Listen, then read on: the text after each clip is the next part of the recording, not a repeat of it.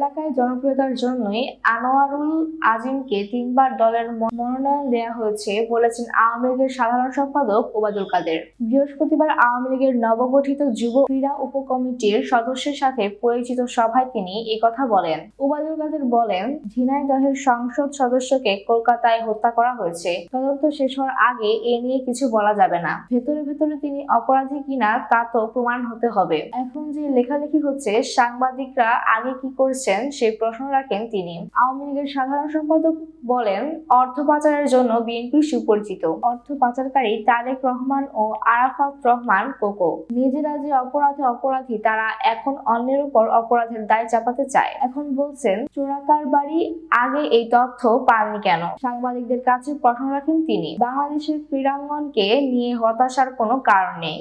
উত্থান পতন আছে, তবে মোটামুটি সন্তোষজনক পরিস্থিতি। ফুটবলে আরেকটু ভালো করা দরকার ছিল, তবে হতাশ নই, বাংলাদেশ পারবে। প্রধানমন্ত্রী ক্রীড়া বান্ধব। শেখ হাসিনার মতো কমিটেড ক্রাইসিস ম্যানেজার আর কে আছেন? গত ঈদেও সড়কে ভোগান্তি ছিল না, সামনের ঈদেও কোনো ভোগান্তি হবে না। বাংলাদেশ বিশ্বের বিষয় ফুটবলেও বিষয় হতে পারলে ভালো লাগতো বলে জানান তিনি।